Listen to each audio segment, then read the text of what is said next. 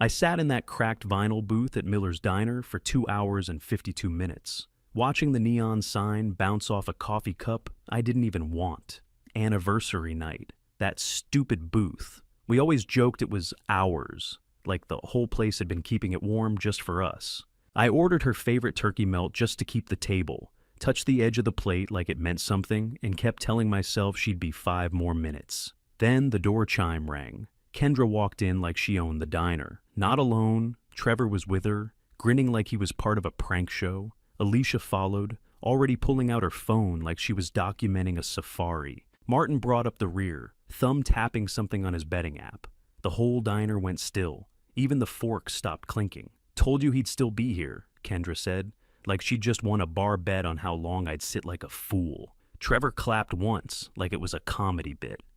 Alicia propped her phone on the sugar caddy without a word. Martin slid into the booth next to her, lifted his phone and said, "Pay up." Kendra didn't even say hi. She slid in across from me, calm as ever, and held up her phone with a timestamp screen. 2 hours 52. That's the new mark, babe, she said. Quick note. Before we start, how's your day going and where are you joining from? The couple in the next booth turned slowly, like someone had died. I felt their pity before I even looked. Lucy, the waitress, froze mid-pour with the coffee pot tilted. She'd been topping me off without asking. Probably figured I needed something to do with my hands. Alicia said, "Do the smile, Ken." Kendra gave it to her, that tight, glossy grin I used to think meant confidence. Now it just looked like theater. "So, Nolan," she said, flicking her napkin open like we were still playing house. "What were we going to discuss on our special night?" Lucy's hand shook. The coffee went cold in the cup. The pot didn't move. Trevor leaned in. "Remember when he tried that cabin weekend?" he said. Kendra had to reel that in. Guy brought a fishing rod to a couple's trip. They laughed like it was sitcom dialogue. Martin turned his phone to me. A spreadsheet, color-coded. I was at the top. Nolan. On-call availability, 96%. Deference, 9.5 out of 10. Long wait tolerance, 172 minutes. Underneath me were 2 more names. One had a red line through it and said, "Failed program." "It's not sexist," Alicia said to the room. "It's just optimizing what works in traditional roles." That's when it hit. Kendra didn't stumble into this. She'd practiced. She'd tested. She'd charted my reactions like I was some dog in agility class. "Nothing important," I said. I slid 2 20s under the salt shaker, stood up slow. "Just wondering when you decided I was a project." Kendra smiled tighter. "We're leaving, right?" she said, eyes darting to Alicia's phone.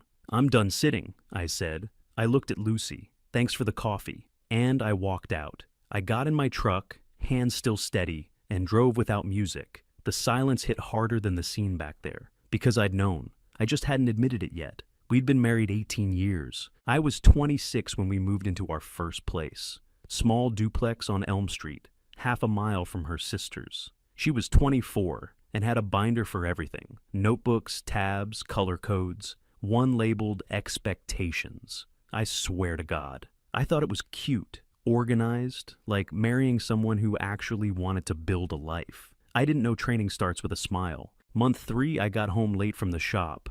Some guy wouldn't stop talking about tire brands, and I didn't have the guts yet to shut it down. Kendra had dinner on the table, 2 plates, a look on her face like I'd flunked a quiz. "My mom cooked by 6, she said. It's respect for structure." I apologized. I made excuses. I even wrote out a whole weekly schedule and taped it to the fridge like I was in school again. The next week, she set a recurring alarm on my phone. Prep dinner by 5:10. I laughed the first time it went off. Then I went ahead and cooked. I figured this was marriage.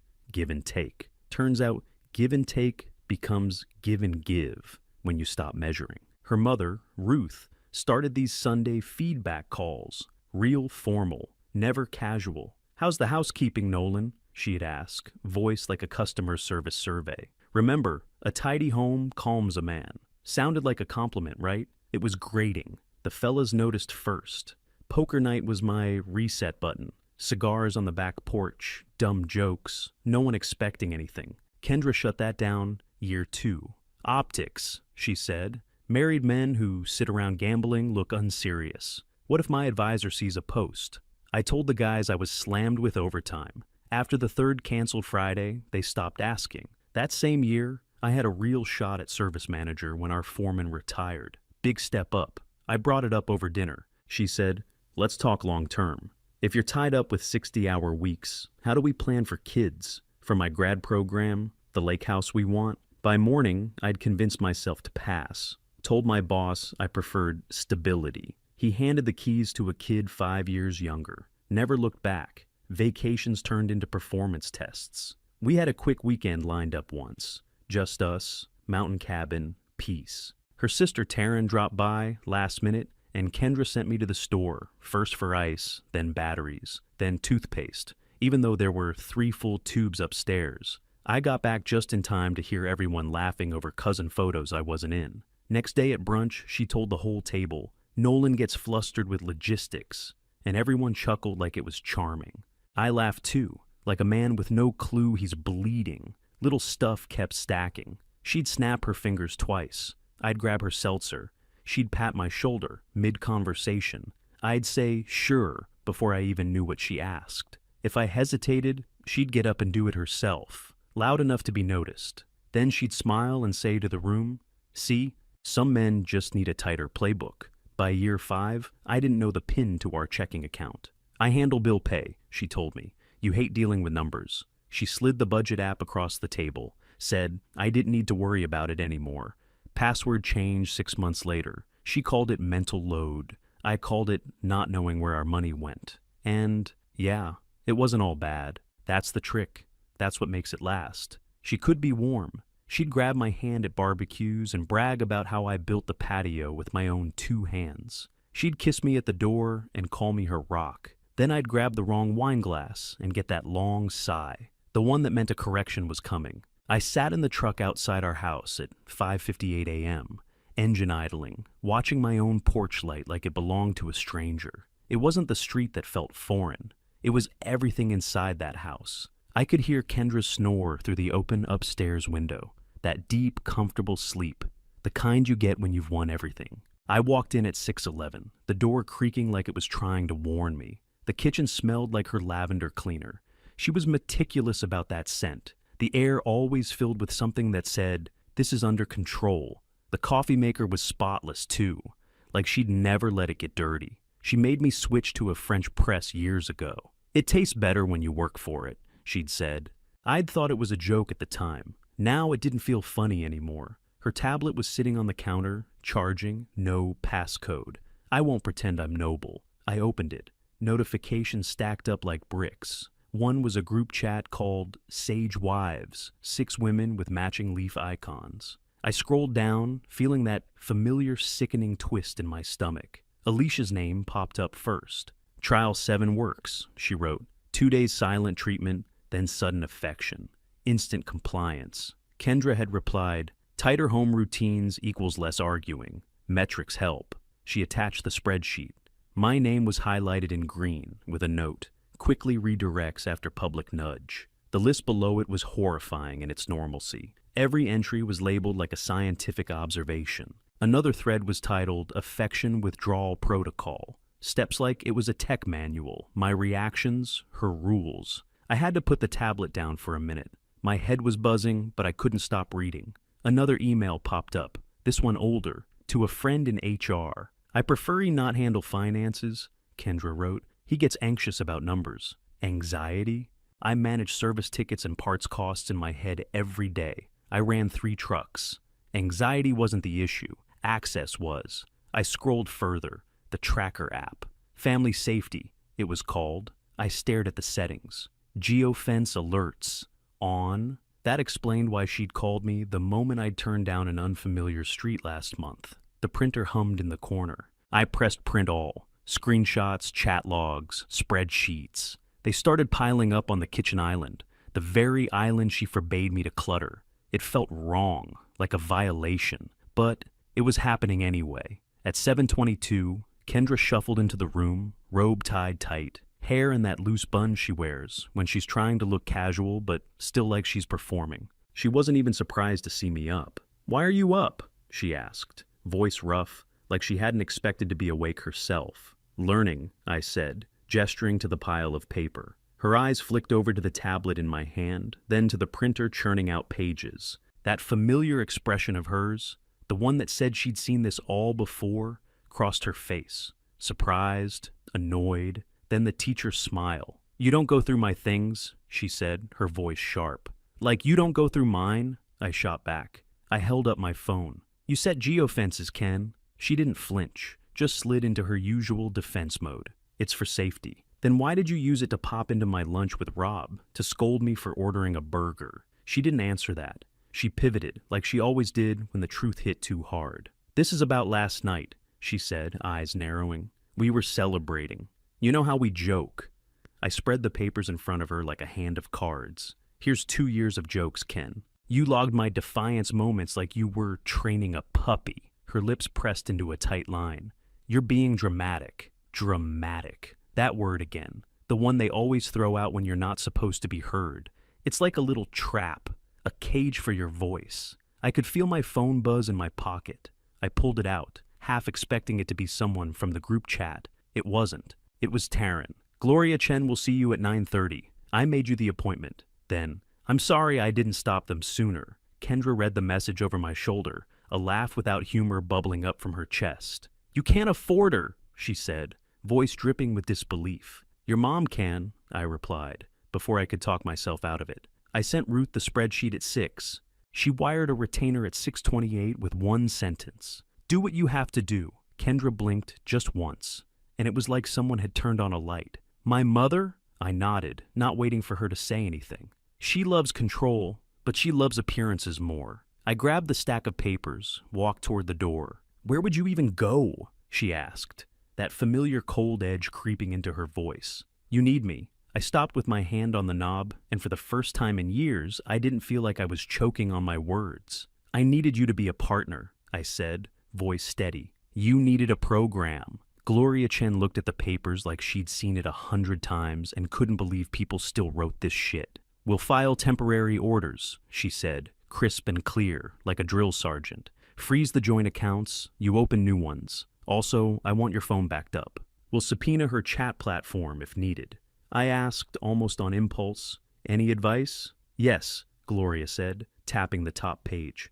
"Bring her into the sunlight. People like Kendra do their best work in the shade." The following Tuesday, I sat in the corner of Helena's office on the 21st floor, hands flat on the chair arms, staring out at the city like it had any answers. The building had that cold corporate smell, all glass and polished stone, the air thick with the scent of ambition. I was trying not to think about how the last few days felt like I'd been walking through a fog, only now realizing what had been happening all along. Taryn had texted me when I got to the office. "Gloria confirmed, you're good to go." I hadn't texted back. I didn't need to. Kendra was on her way. She didn't know it yet, but she was about to be hit with a dose of her own medicine. I'd done the work, played the part. Now it was her turn. Helena was pacing around the dry erase board, arms crossed, marking the timeline with her usual precision. She had a way of making chaos feel like a plan. Everything on that board was structured, tight, and purposeful. She looked over at me and smiled, a smile like she was in on a secret. "You want poetic, not messy," she said, kneeling by one of those low chairs that make a man feel small. "A mirror, not a punch." I nodded. "I want her to understand what waiting feels like when you're not the one calling the shots." Helena's smile widened, a little too knowing. "Exactly. Clean. No yelling. No scenes." That's how it had to go. I couldn't lose control. This wasn't about anger. It was about structure and timing. We were going to play this by the book, right down to the last minute. She glanced at the clock on her phone. "Let's review," she said. "We've scheduled the partner pitch interview. She'll be here at 10:08 a.m., sharp. Coffee cart rolls by at 10:45. Floor polishing at noon. The structure is in place." She paused, looking at the stack of forms she'd set aside. 40 pages, she said, tapping them lightly. "Workplace dignity, respect for support staff, collaboration with male subordinates. These are the questions she's going to hate hearing."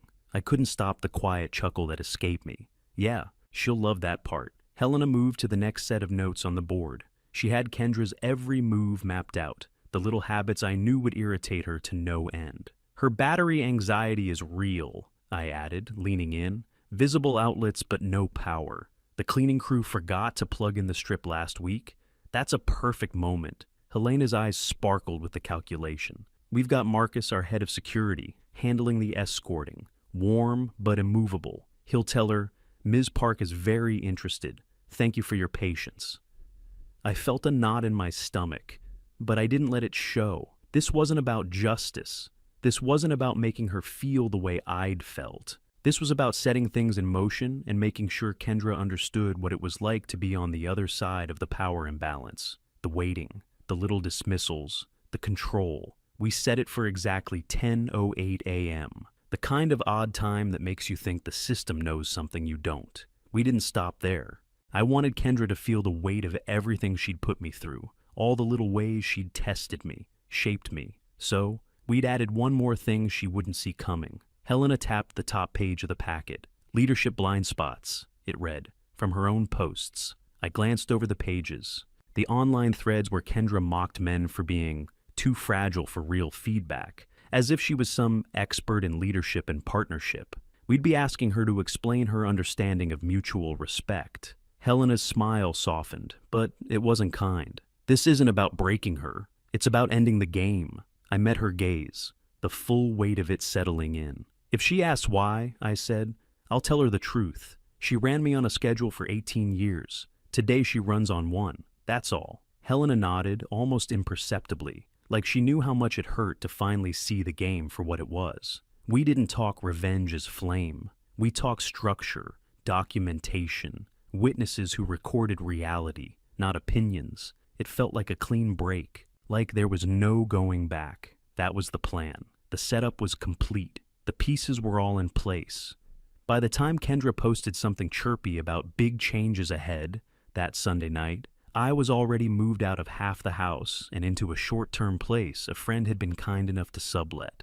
Kendra didn't know. She had just enough rope to hang herself with it, and I didn't comment on her post. I didn't screenshot it. I just stared at it, cold, until the little heart emojis didn't mean anything to me anymore. By Tuesday morning, it was time.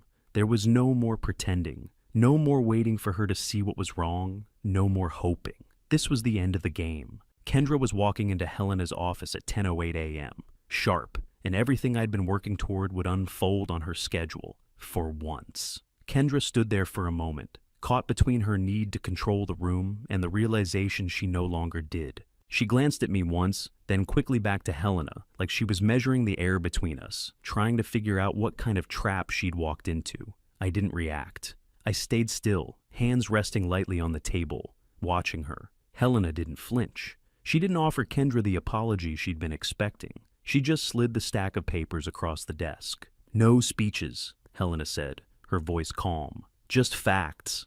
Kendra's eyes darted from the buy policy papers to the spreadsheet, the chat logs, the years of data I'd collected on us. Her face didn't change, but her hands tightened on the edge of the desk. She glanced at me again, but this time it wasn't that dismissive look. It was something closer to confusion. What is this? She asked, her voice thin, quieter now. It's what's left after everything you've built, I said. The words felt like they'd been held back too long. Your metrics, your rules, your control. It's all here, Ken. Helena's gaze was steady, like she was waiting for the next move. I wasn't sure if I was waiting for her to snap or just crumble under the weight of the truth. But Kendra didn't move for a while. She just stared at the documents, taking in the evidence I'd been living with for years. Finally, she spoke again, her voice lower this time, laced with something like regret. You really went through all of it, I nodded. A quiet, steady acknowledgement. I did. Her lips pressed together, but she didn't say anything.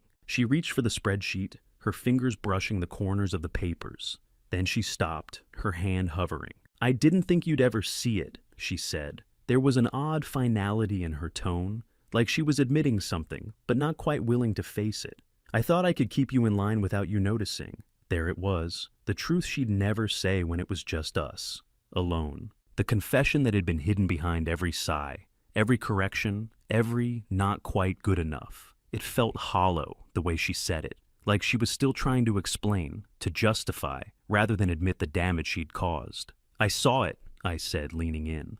I saw it every time you made me feel small, every time I wasn't enough, every time you made me wait. Helena watched us both, her expression unreadable. I wasn't sure if she was waiting for Kendra to deny it or for me to break down. Neither of us did. You always had the power, Kendra said, quieter now, like she was talking to herself. You just never took it. Helena's voice cut through the silence. This is about mutual respect, Ms. Park. Something you seem to have misunderstood for years. Kendra's jaw tightened. She wanted to argue. I could see it, but there was no more fight left in her. I wasn't the one she needed to convince anymore. I tried, she said after a moment, almost pleading. I did everything I could to make this work. For us. I felt a bitter chuckle rise in my throat, but I swallowed it down. You didn't try to make it work, Ken. You tried to control it. Her eyes flashed at that. Control? She repeated, almost incredulously. That's what you think this was? I didn't answer her immediately. I just sat back, watching her unravel the way I had over the years, piece by piece. It's all here, I said, gesturing to the paperwork. You mapped my every move, tracked my every reaction. You built a system, and I lived in it. She went quiet, staring at the papers in front of her, like she was seeing them for the first time. Maybe she was. Helena gave me a small nod. It was time. Ms. Park, Helena said, leaning forward, her voice clear and final. We're done here. It's time for you to stop pretending this was ever love. It's time for you to understand what it feels like to wait for once, to not control.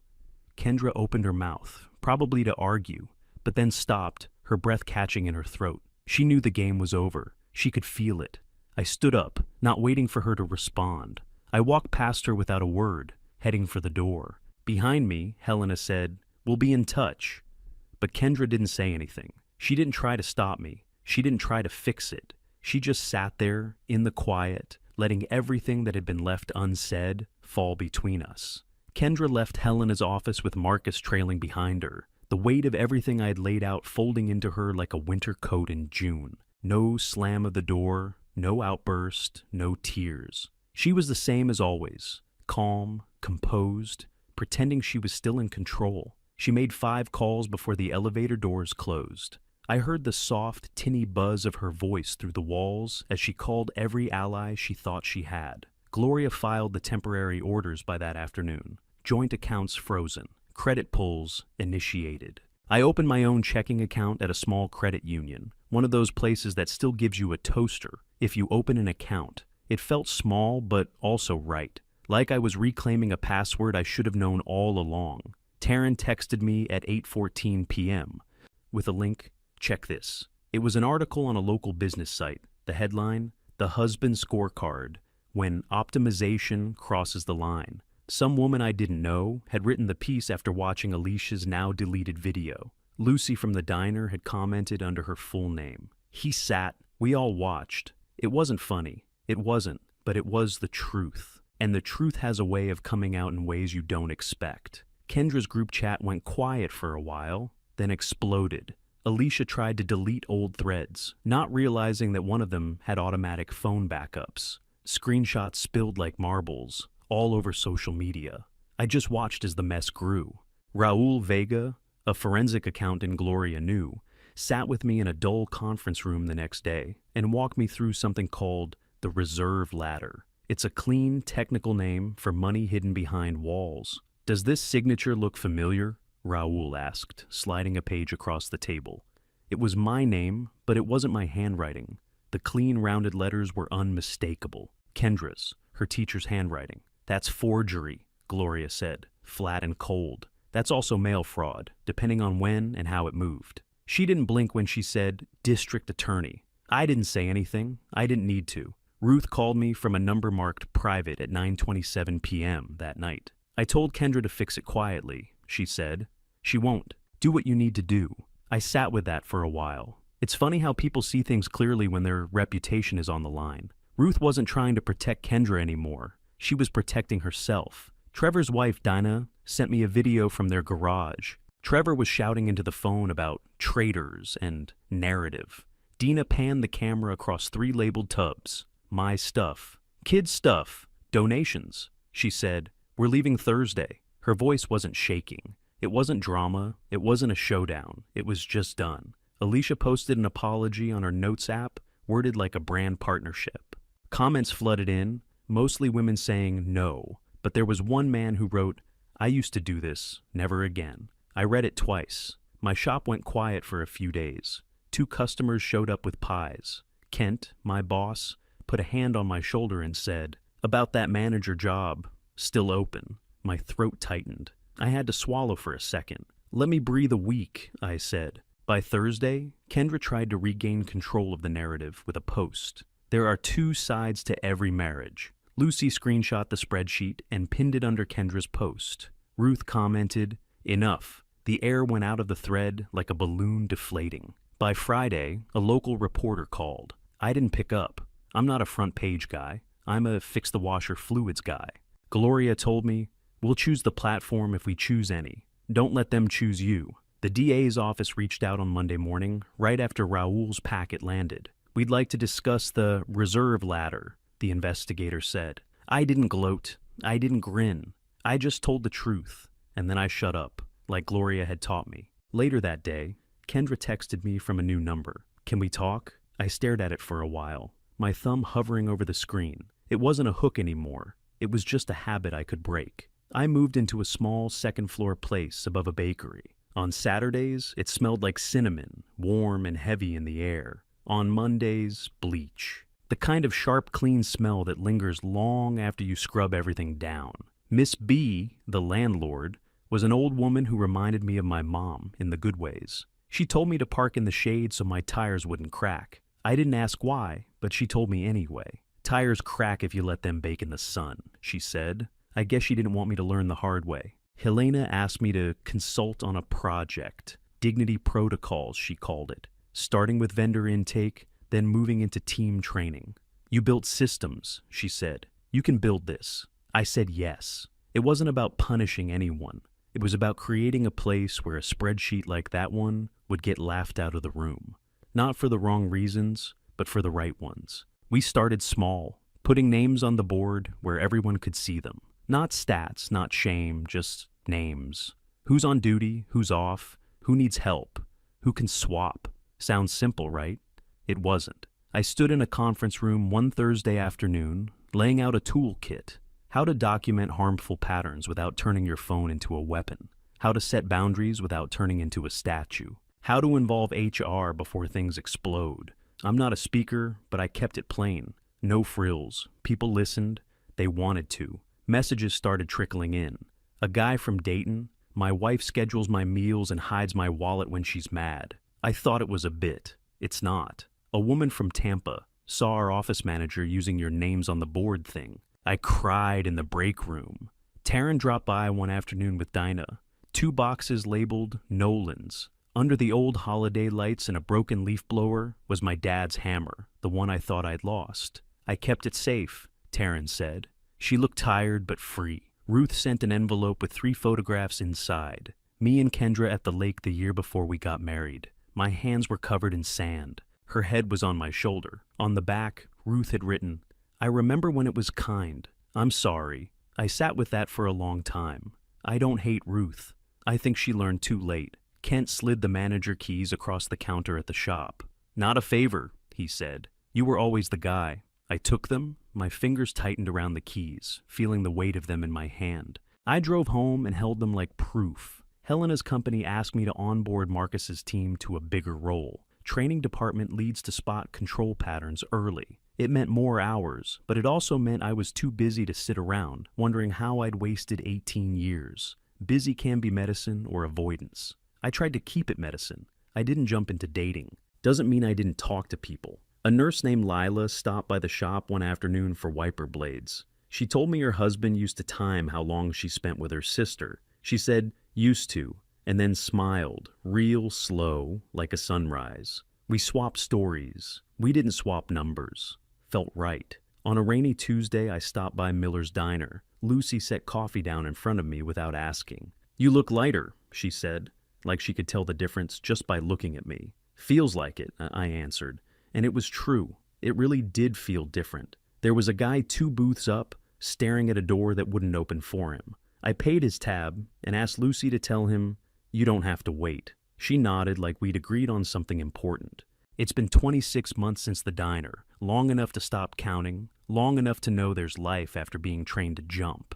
Kendra pled to a lesser set of charges tied to the forged signature, had to pay back a chunk with interest. She didn't go to prison. I'm not cheering for cages. I'm cheering for the records that show what happened. The reserve ladder is a cautionary tale in a legal newsletter now. I didn't frame the article, but I did clip it and tuck it in a drawer. Trevor moved in with a buddy in a basement he calls the studio because there's a small window. Dina runs a small organizing business. Her website says, "We help you build a life you can clean." That line makes me grin every time. Alicia does not film everything anymore. Last I heard, she moved across town and sells real estate. I wish her growth. I wish her a locked phone. Ruth sent one more note last month. "I stopped correcting people," she wrote. "Turns out they talk more when you let them breathe." She enclosed a copy of a recipe card in her mother's script. "Hearty stew," it reads. "I cooked it and brought a bowl to Miss B downstairs. We ate by the open door and watched a thunderstorm like it was a show we couldn't pause. I took the manager job full time. We built a small mentorship program for the young guys who walk in acting like they have to flex to be men. We teach them torque and kindness. The shop runs smoother. So do the faces that leave it. The phone still buzzes sometimes with strangers who saw some repost of a repost. I don't do podcasts. I don't do panels. I answer private messages when I can with the same thing. You're not crazy. Document. Set boundaries. Get help. Don't wait. I went back to Miller's for lunch last week. There's a small plaque on that corner booth now. It doesn't have my name. It says, "No one needs to wait to be respected." Lucy says tourists take pictures of it like it's a landmark. I told her it should be normal. She said, "We're working on it.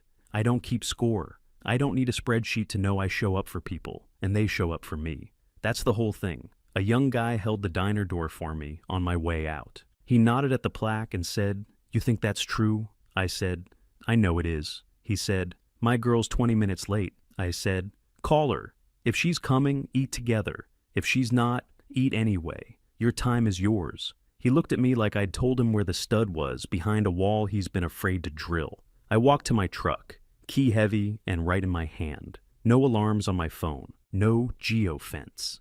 Just a calendar ping that said, "Dinner with Mom, 6:30. I got there at 6:20. She was early too. We ate stew and laughed about how bad my first patio was. When she went to bed, I sat on her porch and watched the streetlights blink in their own time. No one snapping, no one counting. Just a man who learned backbone isn't loud. It's steady. If you're sitting somewhere right now, counting the minutes for someone who treats your time like a prop, hear it from me. You can stand up, pay the tab, walk out. The life you owe yourself doesn't start later. It starts when you stop waiting.